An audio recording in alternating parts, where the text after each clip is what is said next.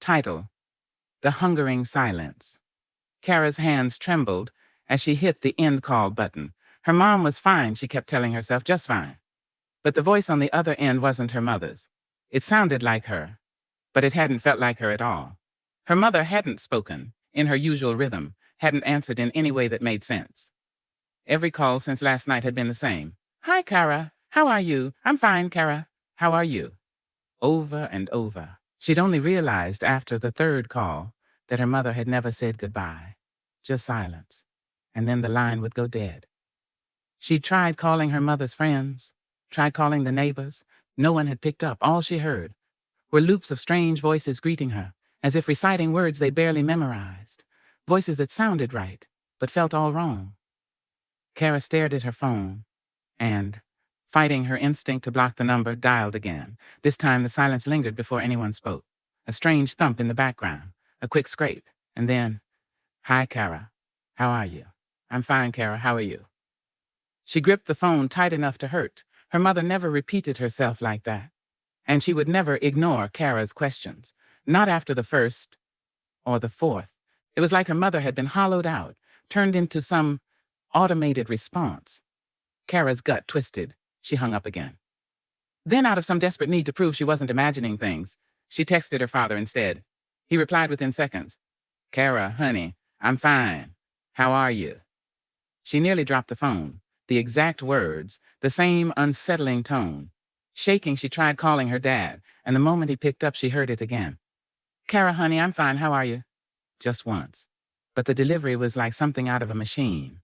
Nothing in the way of warmth. Just the same deadened phrase. Was everyone in her family under some trance? A ping. A message from her older brother, Derek. For a heartbeat, relief bloomed in her chest. Derek had always been the skeptic, the realist. He'd call her out for overthinking if she was jumping at shadows. She opened the text, trying to convince herself everything would be fine. "I'm fine, Kara. How are you?" Each word stuck out like a wound on the screen. But Derek had added something more. A video. Heart racing, she hit play. The video opened in her brother's apartment. Dim and shaky, the frame jostling as he fumbled with the phone. Derek's face came into view, his eyes wide with fear. He was staring right at her, as though he knew she'd watch. He spoke, his voice a harsh whisper, urgency dripping from every word. "Kara, whatever you do, don't pick up any more calls. And don't listen if anyone tries to—" The screen went black. Kara gasped, scrambling to replay it, but the video was gone. Her hands trembled as she checked her call log. Derek was calling. She forced herself to stare, watching as the call rang and rang, until finally, silence. "Kara, honey, I'm fine. How are you?" She hung up, feeling sick. The text started soon after. Her father, her brother, her mother, each sending the same line in unison, each line identical. But now the tone shifted. Instead of calm indifference, there was something ravenous in the way the words unfolded on her screen. "I'm fine, Kara. How are you? How are you, Kara? Come find us. We miss you." The sentences burned in her vision. Frantic, almost pleading. Her phone screen flashed erratically, notifications bombarding her faster than she could read them. She dropped the device on her bed, backing away as if it had turned into some writhing beast. And then, her doorbell rang. Kara stumbled backward, her breath quickening. She froze as the sound came again, louder, and this time a voice echoed through the thin door. "Kara, honey, we're fine. We miss you." It was a perfect blend of all their voices, her mother, her father, her brother, layered together like a twisted harmony. She staggered to her feet, her gaze locked on the door as the words repeated. "We miss you." Her eyes darted to the kitchen, to the back door, but before she could move, the doorbell stopped. She waited, holding her breath, not daring to make a sound. For a moment, everything was utterly silent.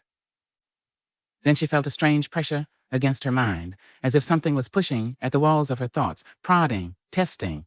It was the sensation of an unseen presence, hovering, waiting to be let in. It wasn't in the house yet, but it was so close. "We miss you," the voices whispered. But now they were inside her head. She could feel them weaving through her memories, running their fingers over her thoughts, seeping into places that no one else should reach. They burrowed deeper, twisting every memory of her family, every recollection tainted with a sickly dread. Her mother's laugh felt wrong. Her father's voice rang hollow. Her brother's smile seemed sharpened somehow, as if his teeth had grown predatory. The images coiled and writhed in her mind, pressing tighter until she could hardly tell if they were memories or horrors imposed from outside. A text flashed on her phone, only this time it wasn't a question. It was a demand. "Let us in, Kara." She gripped her head, forcing herself to remember what her brother had said in the video. "Don't listen, don't let them in." The voices quieted. But just as she felt a flicker of relief, she heard a soft, unnatural creak. Slowly she turned, her eyes locking on the doorframe. There was a shape there, a figure that stood too still, too patient, the kind of presence that suggested it could wait forever, if need be. A voice cut through the air, her mother's voice, but wrong, stripped of every last hint of life or warmth. "We're fine, Kara. Aren't you going to let us in?" Kara shut her eyes tight, willing herself to wake up, to break free from whatever nightmare had her in its grip. But when she opened them again, they were all there.